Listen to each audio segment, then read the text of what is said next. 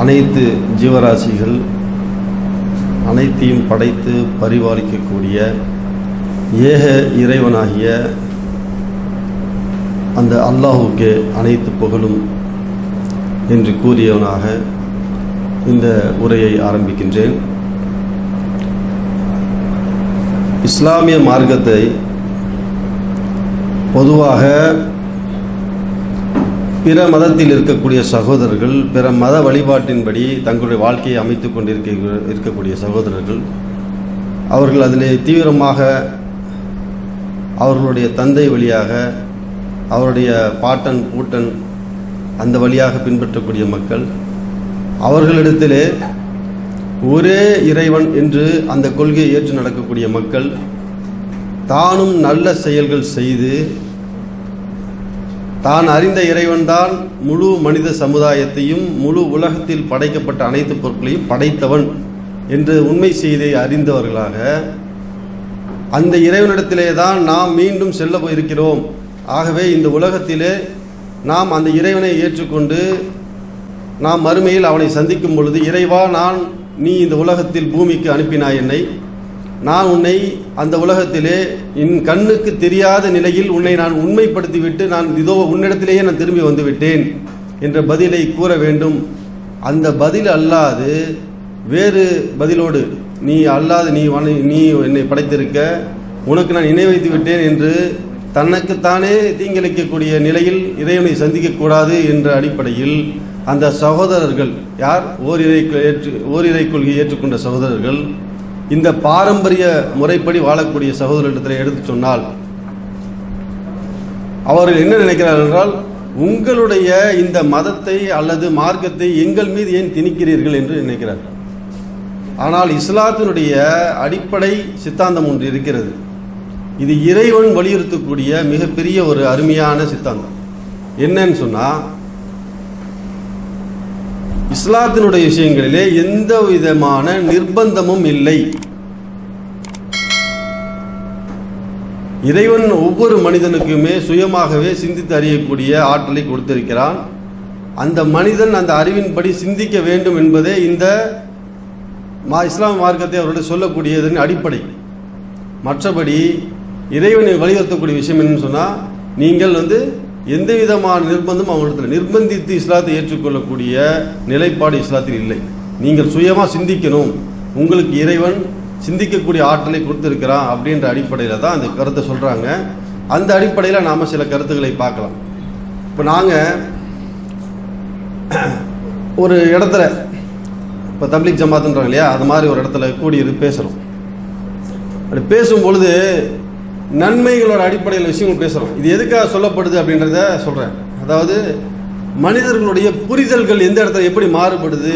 ஒரே கருத்து தான், தாங்கள் பேசக்கூடிய மொழியின் அடிப்படையில், சூழல் அடிப்படையில் மக்கள் ஒரு விஷயத்தை எப்படி புரிஞ்சிக்கிறாங்க, தங்களோட வளமையில் வரக்கூடிய விஷயங்கள் எப்படி புரிஞ்சிக்கிறாங்கன்ற அடிப்படையில் தான் இந்த கருத்தை சொல்லுவாங்க. அப்போ நன்மை கருதி பாதையில் கிடக்கக்கூடிய முள்ளோ அல்லது கம்பி முள் எல்லாம் கீழே கிடக்கல, ஆணியெல்லாம் கிடக்கும் இல்லையா, இந்த மாதிரி விஷயங்கள் உங்களோட நீங்கள் போகக்கூடிய பாதையில் இருந்ததுன்னு சொன்னால் அந்த இதை எடுத்து நீங்கள் ஓரமாக அகற்றி விட்டுட்டு போகணும்னு சொல்லி ஒருத்தர் சொல்கிறார். அப்போது நம்ம சென்னை வாசியிலே ஒரு சிலர் இருக்கிறாங்க அந்த இடத்துல. அப்போ அவர் என்ன புரியுறாரு அப்படின்னா, அவர் சொல்கிறாரு, அவருக்கு சொல்லக்கூடியவர் கேட்குறாரு, நான் சொன்னது புரிஞ்சுதாங்க, சொல்லுங்கள் பதில் அப்படின்னாரு. என்ன புரிஞ்சுது சொல்லுங்கள். புரிஞ்சுதுன்னு தலையாட்டினார் வேகமாக.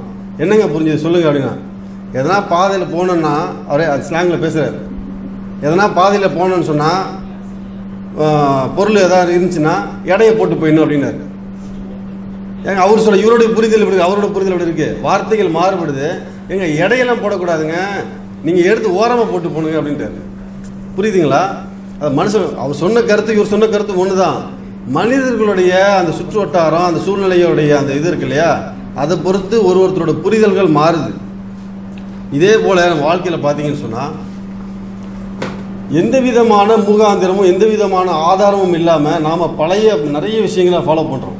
அதனுடைய விஷயங்களை இதுக்கு சிந்திச்சு பார்க்கணுன்ற அடிப்படையில் தான் இந்த விஷயத்தை பகிர்ந்து கொள்கிறோம்.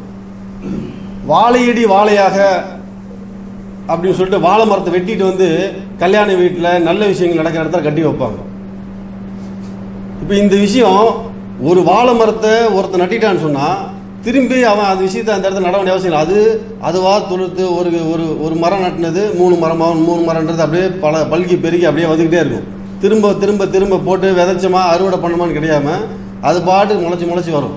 அப்போ வாழையடி வாழைன்றதுனா அந்த வம்சம் வளர்ந்து வரணும் அப்படின்றது கருத்தில் அந்த மரத்தை வெட்டிட்டு வந்து வைக்கிறாங்க. இதுக்கும் இந்த மாதிரி வம்சம் செழிக்கிறதுக்கும் எந்த விதமான இல்லை. நல்ல அறங்களை செய்து நல்ல மனிதனாக வாழ்ந்து அவனுடைய வம்சம் நல்லா இருக்க போகுது இல்லையா? ஆனால் இவன் என்ன பண்ணுறான், அந்த மரத்தை வெட்டிட்டு வந்து வீட்டுக்கு முன்னாடி வச்சுட்டா இவன் வம்சம் செழித்து நல்லாயிடும் அப்படின்றது யோசிக்கிறாங்க. இதே போல் இன்னைக்கு மக்கள் மூட நம்பிக்கைகளை எதிர்க்கக்கூடிய பல மக்கள் இருக்கிறாங்க. அந்த அடிப்படையில் வண்டிக்கு முன்னாடி எலுமிச்சை மரத்தை நசுக்கிறாங்க. வண்டிக்கு முன்னாடி எலுமிச்சை மரத்தை நசுக்கிறாங்க. சிலர் உப்பு, பச்சை மிளகா இதெல்லாம் வட்டி தொங்க விடுவாங்க. இதை சிந்திச்சு பார்த்தோம் அப்படின்னு சொன்னால் அதுக்கு பின்னாடி ஒரு மிகப்பெரிய ஒரு அறிவியல் விஷயங்கள் இருக்கு. அதாவது இன்னைக்கு நாம் பயன்படுத்தக்கூடிய வாகனங்கள் இருக்கு இல்லையா, இந்த காலகட்டத்தில் நம்ம பெட்ரோல் வாகனமோ இல்லை டீசலோ பேட்டரியோ இல்லை வண்டி 2 வீலரோ 4 வீலரோ யூஸ் பண்ணுறோம். இன்னும் ஒரு சில காலங்களுக்கு முன்னாடி போனோம்னா மாட்டு வண்டி, குதிரை வண்டி, கழுத வண்டி இப்படி யூஸ் பண்ணியிருந்தாங்க. இப்போ அதுக்கு பிரதானமானது என்னது, அதுக்கு பெட்ரோல் எல்லாமே என்னது, குதிரையோ மாடோ, அதுதான் அதோட இன்ஜின். அது இப்போ அந்த வாகனங்கள் அதை இழுத்து செல்லும் பொழுது அதுக்கு என்ன ஷூவா மாட்டியிருக்கிறாங்க, அது வெறுங்கால தான் நடக்குது. பாதையில் இருக்கக்கூடிய முள், கல், அது கசடு எல்லாமே என்ன பண்ணும், அதோட காலில் குத்தி அதுக்கு ஒரு விதமான சலம் ஏற்படும், அதில் புண்ணு ஏற்பட்டு அதில் சலம் ஏற்படும். இப்போ என்ன பண்ணுவாங்கன்னா உப்பு, இந்த எலுமிச்சம்பழம், இந்த சிட்ரிக் ஆசிட் இருக்குலாம் இருக்கு இல்லையா, அதை போட்டு மிதிக்க வைப்பாங்க. முன்னோருடைய வளமை இது. அந்த சிட்ரிக் ஆசிட் இந்த உப்புலாம் என்ன பண்ணும் அப்படின்னு சொன்னால் அதோடைய குழம்புல இருக்கு இல்லையா, ஏற்பட்ட அந்த சலங்களையும் அந்த புண்ணையும் அது ஆற்றக்கூடிய ஆற்றல் அந்த இதுக்கு இருக்கு. இவன் வாழையடி வாழை எப்படி ஃபாலோ பண்ணிட்டு வந்துட்டான், இந்த விஷயத்த மூட நம்பிக்கையாக கொண்டு வந்துட்டான். இன்னைக்கு பெட்ரோல் வண்டியில் போய் என்ன பண்ணுறான், நம்ம 2 வீலர்லையும் கார்லையும் பஸ்லையும் என்ன பண்ணிட்டான், எலுமிச்சை பழத்தை வச்சுட்டு தான் அடுத்த வேலையை பார்க்குறான். வாங்கணும்னு ஃபர்ஸ்ட் வேலையை நான் எலுமிச்சை பழம், டயருக்கு எங்கேந்திரா சலமோ சீலை பிடிக்க போகுது இல்லையா? அப்போ சிந்திக்கிறதுக்காக இந்த விஷயத்தெல்லாம் பகிர்றோம். ஏன்னா நாம் சொல்லக்கூடிய கருத்து ஒன்று தான், சிந்திங்க அப்படின்னு இறைவன் அதுதான் சொல்கிறான். சிந்திக்கக்கூடிய மக்களுக்கு நாம் பல அத்தாட்சிகளை வைத்திருக்கிறோம் அப்படின்னு சொல்கிறான். பூனை குறுக்கில் போகுது, அது ஒரு மூட நம்பிக்கையாக வரான். அதுக்கு பின்னாடி யோசிச்சு பார்த்தோன்னு சொன்னால் ஒரு ஊரை விட்டு ஒரு ஊருக்கு வியாபாரம் செய்யக்கூடிய மக்கள் என்ன பண்ணுறாங்க, ஒரு இடத்துக்கு போகும்போது பூனை நடமாட்டத்தை பார்த்தா அந்த இடத்துல ஹோல்ட் ஆகிட்டு தங்களை ரிஃப்ரெஷ் பண்ணிப்பாங்க. ரிஃப்ரெஷ்னா தங்களுடைய புது டயர்டில் போய் வியாபாரம் பண்ண முடியாது இல்லையா? ஏன் பூனையை பார்க்குறாங்க, பூனை மனிதர்கள் வசிக்கக்கூடிய பகுதியில் இருக்கும், அது ஊர் எல்லையில் உறங்கும். ஏன் ஊர் எல்லையில் உறங்குது பூனை? பூனையோட இதில் என்னன்னு கேட்டால் அது அமைதி இல்லாத இடத்துல உறங்காது. பூனையோட தன்மையில் ஒன்று, அது அமைதி இல்லாத இடத்துல உறங்கவே உறங்காது பூனை. அப்போது அது தன்னுடைய அமைதிப்படுத்தக்கூடிய ஒரு எல்லையோட அரசியலையோ இல்லை அது அமைதி எங்கெங்கெல்லாம் கிடைக்குதோ அந்த இடத்துல உறங்கும் அது. அப்போ மக்கள் இந்த வியாபாரம் செய்யக்கூடிய மக்கள் அந்த பூனையை பார்ப்பாங்க. அப்போ என்ன பண்ணுவாங்க, இந்த இடத்துக்கு அப்புறம் மக்கள் வசிக்கக்கூடிய இடம் இருக்குன்றதை உணர்ந்துப்பாங்க. அப்போ நின்று என்ன பண்ணுவாங்க, அந்த இடத்துல தங்களுடைய குடிநீரோ இல்லை உணவையோ எடுத்துக்கொண்டு என்ன பண்ணுவாங்க, அதுக்கப்புறமா ரெஃப்ரெஷ் பண்ணிவிட்டு அதுக்கப்புறமா வியாபாரம் செய்கிறதுக்காக போவாங்க. ஸோ இப்போ என்ன ஆச்சு, நாளடைவில் பூனை குறுக்கில் போனால் இவங்க தண்ணி குடிச்சுட்டு போன்ட்டாங்க. அப்போது மூட நம்பிக்கைகள் எப்படி உருவாகுது, ஆனால் அதுக்கு பின்னாடி உள்ள பேக்ரவுண்டில் என்னது. அப்போ நம்ம இது எதுக்காக சொல்கிறோம், சிந்திச்சா அதுக்கு பின்னாடி எவ்வளோ பெரிய அறிவியல் உண்மைகள் இருக்குது அப்படின்ற விஷயத்துக்காக தான் நம்ம இந்த மாதிரி விஷயங்களை சொல்கிறோம். இதுக்கப்புறம் நம்ம வார்த்தையில் எடுத்துக்கிட்டா கூட ரொம்ப ஸ்மெல், கலீஜான ஸ்மெல் இருக்குது. என்ன தமிழ் வார்த்தையில் சொல்லுவோம், யாராவது சொல்லுங்க பார்க்கலாம். ரொம்ப கலீஜான, ரொம்ப இதாக இருக்குது. அதுக்கு என்ன சொல்லுவோம், மூக்கு பத்தியில் ஒன்று சொல்லுவோம். என்ன சொல்லுவோம், இல்லை தமிழ்லேயே சொல்லுங்களேன், நாற்று அடிக்குதுன்னுவோம். ஆனால் சுத்த தமிழில் நாற்றம் என்பதற்கு நறுமணம்னு பொருள். நல்ல வாசனைங்க, நல்ல நாற்று அடிக்குதுங்க அப்படின்னு என்னது, நல்ல வாசனையே தான். இப்போ நம்ம வார்த்தையிலையும் தவறான புரிதல். எப்படி அல்லானா முஸ்லீம் கடவுள்னு சொல்லி விளங்கியிருக்கோம்ல, இல்லை அல்லான்றது ஒரே கடவுள்ன்ற வார்த்தை எப்படி நாற்றம்ன்ற வார்த்தையை, அது ஒரு கெட்ட வார்த்தை. துர்நாற்றம் என்பது என்னது, கெட்ட வாடைக்கு சொல்லக்கூடியது. ஆனால் நம்ம நாற்றத்துக்கே மூக்க பொத்திக்கிறோம், நாத்தடிக்குது பாருங்க. அப்போ நாற்றம் என்ற சொல் என்னது, அது நறுமணத்தை குறிக்கக்கூடிய சொல். அப்போ நாம் புரிதலுக்காக சிந்திக்கணும் அப்படின்ற அர்த்தம் இந்த கருத்தையும் இது பண்ணுறோம். அதே மாதிரி 5 பெற்றால்னா 5 பொம்பளை குழந்தை போட்டால் ஒருத்தர் நாசமாக போய்ட்டு முடிஞ்சு போச்சா சொல்லி உனக்கு 5 பெற்றால் அரசனும் ஆண்டின்வாங்க. அந்த 5க்கு பின்னாடி என்ன உள்ள உண்மை இருக்குது அப்படின்னு சொல்லி பார்த்தோன்னா, ஆடம்பரமாக வாழ்கிற தாய், பொறுப்பில்லாமல் வாழும் தந்தை, ஒழுக்கமற்ற மனைவி, ஏமாற்றமும் துரோகம் செய்யக்கூடிய சகோதரர்கள், உடன் பிறந்தவர்கள், சொல் பேச்சு கேளாத பிடிவாத குணமுடைய பிள்ளைகள். புரியுதுங்களா? அப்போ இந்த 5 ஒருத்தங்க எவங்கிட்ட இருக்குதோ, இந்த மாதிரி விஷயங்கள் இருக்குதோ, அவன் என்ன பண்ணுவான்? அவன் அரசனாக இருந்தாலும் ஆண்டி ஆயிடுவான். இதுதான் கதை. அதை எப்படி திரிச்சிட்டாங்க? 5 பொம்பளை. ஆனால் இஸ்லாத்தினுடைய கொள்கை பிரகாரம் அவருக்கு ஒரு பெண் குழந்தையை பெற்றெடுத்து 3 பெண் குழந்தையை பெற்றெடுத்து நல்ல முறையில் வளர்த்து நல்ல முறையில் திருமணம் முடிச்சு கொடுத்தாரு சொன்னால் அவருக்கு சொர்க்கம் கன்ஃபார்ம். இஸ்லாமிய மார்க்கம் இயற்கை மார்க்கம் என்பதை நாம் விளங்கிக்கிறதுக்காக பாருங்க எவ்வளோ அழகான வழிமுறை சொல்லுது. ஆனால் இன்னைக்கு உலகத்தினுடைய நடைமுறைகள் எப்படி ஆக்கிட்டாங்க? ரொம்ப குழந்தை பிறந்து வச்சுட்டா என்னடா ஒன்றுமே சேர்க்காமலே இருக்கிற, என்ன சேர்க்காம இருக்கிற நீ, என்ன இப்படி பெரும்பாக்கிற ஆம்பளை நான் கத்துறா, ஒன்றும் பிரச்சனை இல்லை, அவன் வரதட்சணை டவுரி வாங்கி வேலை முடிஞ்சு போச்சு. ஆனால் இஸ்லாமிய மார்க்கம் எவ்வளோ பெரிய அழகான விஷயத்தை மாறும், அப்படியே உல்டாவாக இருக்குது. இவ்வளோ இஸ்லாமிய மார்க்கத்தில் சம்பாதிக்கக்கூடிய நீ அந்த பெண்ணுக்கு மனக்கொடை கொடுப்பது உன் மீது கட்டாயம். திருமணம் முடிச்சு நான் ஆம்பளை இது இல்லை, அந்த பெண்ணை கண்கலங்காமல் இறைவனுக்கு கட்டுப்பட்டவளாக நீயும் வாழணும், அந்த பெண்ணை வாழ வைக்கணும். இது உன் மீது கடமை. இது அதுக்கு அடிப்படை ஆதாரம் என்னது? முதல்ல நீ அந்த பெண்ணுக்கு மனக்கொடை முடித்து திருமணம் முடிச்சுட்டு வா. பெண்ணுக்கிட்ட போய் பிச்சைக்கார மாதிரி போய் டவுரி வாங்காத. இஸ்லாமிய மார்க்கம் அவ்வளவு அழகான விஷயங்களை வலியுறுத்தக்கூடியதாக இருக்குது. அப்போ இங்கே 5 பெற்றாலே பெண் என்னது? 5 பொம்பளை கூட அதையும் மாட்டுக்கு திருச்சி வச்சிருக்கிறாங்க. அப்போ இதுக்கு பேக்ரவுண்டில் உள்ள விஷயம் இதுதான். ஆனால் அதே மாதிரி பொதுவாக மனுஷங்க வாழும்போது இயற்கையின் பக்கம் வாழ்றதே கிடையாது. மனோ இச்சையின் பிரகாரம் அதுதான் பெரும்பான்மையான மக்கள் இருக்குல்ல, இயற்கையின் பக்கம் யாரும் போகிறது கிடையாது. மனோ இச்சையை பின்பற்றுறதுல எல்லாருமே இறைவன் சொல்லக்கூடிய ஒரு கருத்தில் இருக்குது. ஆதமுடைய மக்கள் அனைவரும் தவறு செய்யக்கூடிய மனப்பான்மையோடு படைக்கப்பட்டிருக்கிறாங்க. அதில் சிறந்தவன் யார் தெரியுமா? தான் செய்த தவறுக்காக இறைவனிடத்தில் பாவ மன்னிப்பு தேடி மீண்டும் அந்த தவறை செய்யாமல் இருக்கும். இப்போ தவறை செய்யாதவன் மனிதன் கிடையாது. அப்போது தொடர்ந்து மன இச்சையே பின்பற்றி தவறு செய்யக்கூடிய நிலையில் இருக்கிறான். ஆனால் சாகும் போது நான் போய் போஸ்டர் ஒன்று பார்த்தேன், பெரிய ஒரு போஸ்டர் இருந்துச்சு. அந்த போஸ்டரை பார்த்தா இயற்கை எய்தினார் அப்படின்னு போட்டுருந்துச்சு. அவர் பேரை போட்டு அவர் ஃபோட்டோவோட பெரிய பெரிய கண்ணு போட்டு, அவர் ஃபோட்டோ விளாண்டு தான் இருக்குது, இவ்வளோ பெரிய கண்ணு போட்டு கண்ணீரில் கண்ணீர் சிந்துற மாதிரி போட்டு இயற்கை எய்தினார்னு போட்டுருந்துச்சு. என்னடா இயற்கை எய்தினார்னா என்னது அர்த்தம்? அப்போ அவர் இயற்கைக்கு போய் திரும்பிட்டாரு, இயற்கையான விஷயத்துக்கு திரும்பிட்டாரு. அப்போ அவன் வாழும்போது இயற்கையாக வாழ்ந்தானா? இயற்கை அப்படின்றது என்னது அப்படின்னா, பொதுவாக நாம் இந்த ஒரே இறை கொள்கை அப்படின்ற விஷயத்தை அவன் மனசில் சொல்லும்போது, ஏங்க உங்களை படைச்சதும் என்ன படைச்சதும் இப்போ 3 சமுதாயமாக இருக்கிறோம், இல்லை பல சமுதாயமாக இருக்கிறோம், எல்லாரையும் படைச்சது தனித்தனி கடவுளா இல்லை ஒரே கடவுளான்னு சொல்லி கேட்டால் பட்டுன்னு பதில் சொன்னால் ஒரே கடவுள் தாங்க, எப்படிங்க வேற இருக்க முடியும்? அப்போ ஏன்டா நீ வேற மாதிரி வரங்கிற? இவன் தொப்பி போட்டு மசூதிக்கு போகிறான், இவன் சிலுவை போட்டு சர்ச்சுக்கு போகிறான், இவன் பொட்டு வச்சுட்டு கோயிலுக்கு போகிறான். ஏன் அப்படி? ஏன் அந்த மாறுபாடு? ஒரே இறைவன் தானே சொல்கிற, அப்போ ஏன் அதை பற்றி சிந்திக்கல? உள்ளம் சொல்கிறது ஒரு கருத்து, இயற்கையான கருத்து. இதை தான் இறைவன் உள்ளத்தில் போட்டு ரெக்கார்ட் பண்ணி வச்சுட்டான். ஒரு இறைவன் தான் அப்படின்றத ரெக்கார்ட் பண்ணி வச்சுட்டான். ஆனால் நடைமுறையில் மன இச்சையை பின்பற்றான், இயற்கைக்கு மாற்றமாக வாழ்கிறான். ஆனால் செத்துட்டா மட்டும் இயற்கையின் பக்கம் போயிட்டான்னு சொல்கிறான் இல்லையா? நாம் வாழ்க்கையை உள்ளம் சொல்லக்கூடிய கருத்து ஒன்று, ஆனால் செயல்பாட்டில் உள்ள விஷயம் அது வேறையா இருக்குது. இது இந்த மூட நம்பிக்கைகள், இந்த மாதிரி மன இச்சைகளை பின்பற்றும் போது நமக்கு எவ்வளோ பெரிய பாதகங்கள் ஏற்படுது அப்படின்றதுக்கு டெய்லி நியூஸ் பேப்பர் எடுங்க, வேற ஒன்றுமே கிடையாதுங்க. ரொம்பலாம் சிம்பிளுங்க. நீங்கள் மன இச்சையை பின்பற்றுகிற வரைக்கும் உங்களுக்கு வாழ்க்கையில் உங்களை ஒருத்தர் ஆதிக்கம் செலுத்தக்கூடியவனாக இருப்பான். உங்களால் உங்கள் வாழ்க்கையை கண்ட்ரோல் பண்ணவே முடியாது. எப்போ ஒரே இறைவனை ஏற்றுக்கொண்டு நீங்கள் நடக்கிறீங்களோ, உங்களுக்கு கொடுக்கப்பட்ட நோயோ சோதனையோ எதுவாக இருந்தாலும் சரி, அது இறைவன் புறத்திலிருந்து வருது. நீங்கள் யார் இடத்துல திரும்பணும்? இறைவனிடத்துல கையேந்தரும், அவனிடத்துல இது பண்ணணும். அதை விட்டு மனிதர்களிடத்துல கையேந்துறதோ இல்லை மனிதர்கள் மூலமாக அது உதவி தேடுவதோ என்னது? அவன் நீங்கள் உங்களை பலகீனத்திலையும் உங்களுடைய துன்பத்திலையும் தான் ஆழ்த்தும். எப்போ மன இச்சையை பின்பற்றும் பொழுது. புரியுதா உங்களுக்கு? அப்போ நம்ம என்ன பண்ணணும்னு சொன்னால், படைச்ச கடவுளை வணங்கணுன்றதுல இந்த இடத்துல உறுதி கொள்ளணும். அதே மாதிரி இந்த மன இச்சையை பின்பற்றுறதுல நியூஸ் பேப்பரில் நான் ஒரு விஷயத்தை பார்த்தேன், நிறைய பார்த்துட்டேன். நம்ம இசையமைப்பாளர் ஏஆர் ரஹ்மான் இருக்கார் இல்லையா, அவர்கிட்ட ஒரு பெண்மணி இசை கற்கிறாங்க. அவர்களுடைய இன்னொரு சகோதரி இருக்கிறாங்க.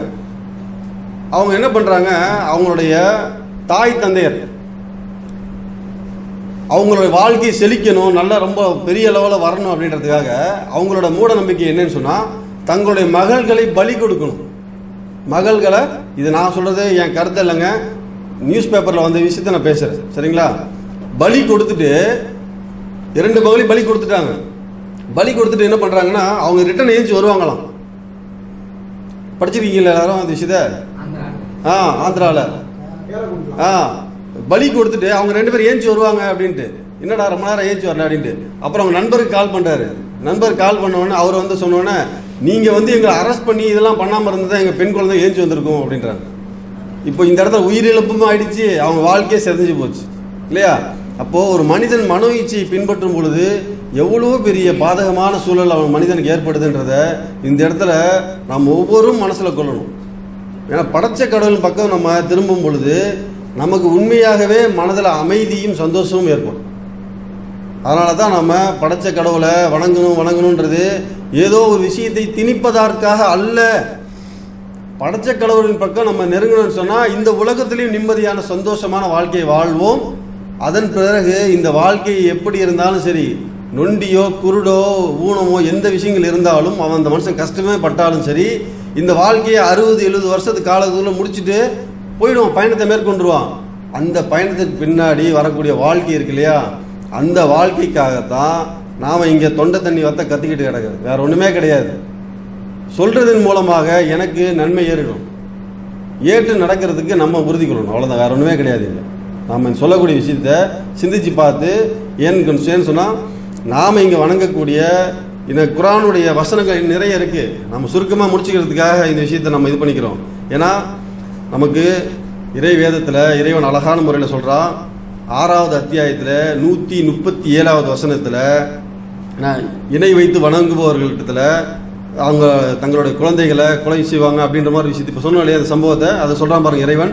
இவ்வாறே இணை வைத்து வணங்குபவர்களில் பலர் தாங்களே தங்கள் குழந்தைகளை கொலை செய்வதை அவர்கள் அழகாக காணும்படி அவருடைய தெய்வங்கள் செய்து அவர்களை படுகொலியில் தள்ளி அவருடைய மார்க்கத்தையும் குழப்பமாக்கி விட்டன.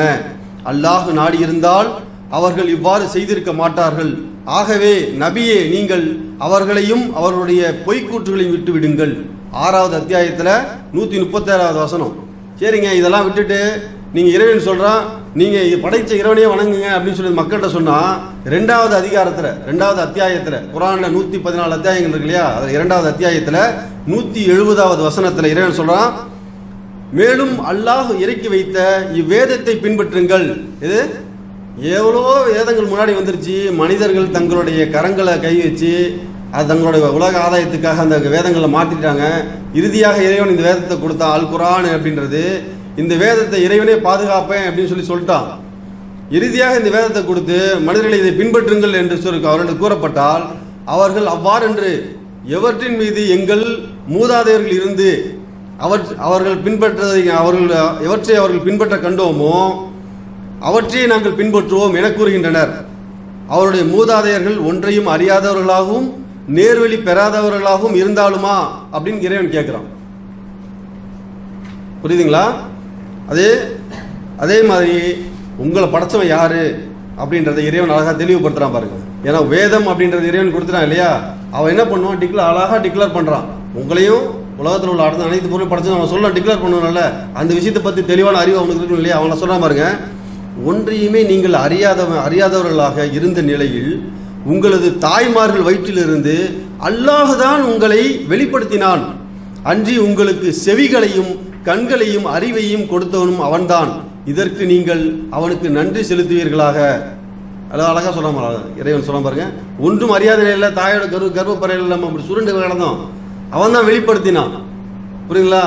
இப்போ இது சிந்திக்கிறதுக்காக இந்த வசனங்கள் பாருங்க. ஏன்னா இந்த ஒரு வசனத்தை சிந்திச்சு பார்த்து பல சயின்டிஸ்ட் டாக்டர்ஸ்லாம் இறைவன் நேர்வழியை கொடுத்துருக்குறான். இந்த வசனம் இருக்குல்ல, இது என்ன வசனம்?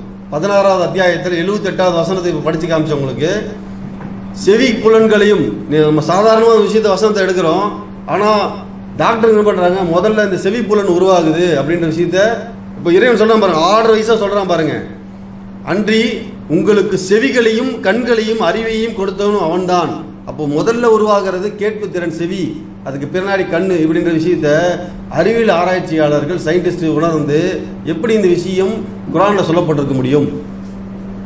ஏன் இது படைத்தவனால் மட்டுமே இந்த விஷயத்தை டிக்ளேர் இவ்வளோ தெளிவான முறையில் சொல்ல முடியும். ஏன்னா குர்ஆனுடைய ஒவ்வொரு வசனங்களும் யார் படிக்கிறாங்களோ அவங்களுடைய அறிவுக்கு ஏற்ற மாதிரி அது பேசும்.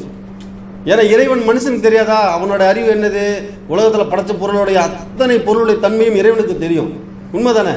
அப்போ அவனுக்கு தெரியும் இவனுடைய அறிவாற்றல் இவ்வளோ தான் இருக்குது. அப்போ அவனுக்கு ஏற்றபடி பேசக்கூடிய அந்த கருத்தில் இறைவன் ஒவ்வொரு மனிதனும் அந்த குர்ஆனை படிக்கும் பொழுது அவனுக்கு அந்த குர்ஆன் பேசும். நாம 3 இறை கொள்கை பிரகாரம் வாழ்ந்தாலும் சரி, இறைவன் என்ன அழகான சொல்றான், நீங்க என்னது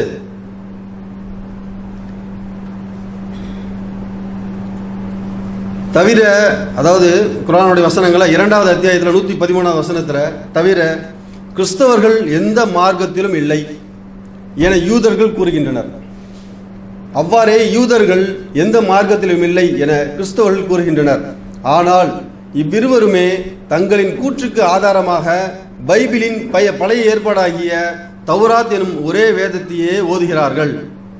இவர்கள் கூறிக்கொள்வது போலவே வேதத்தை அறிந்து கொள்ளாத இணை வைத்து வணங்குபவர்கள் யூதர்களும் கிறிஸ்தவர்களும் எம்மார்க்கத்திலுமே இல்லை. யார்? இறைவன் சொல்றான்.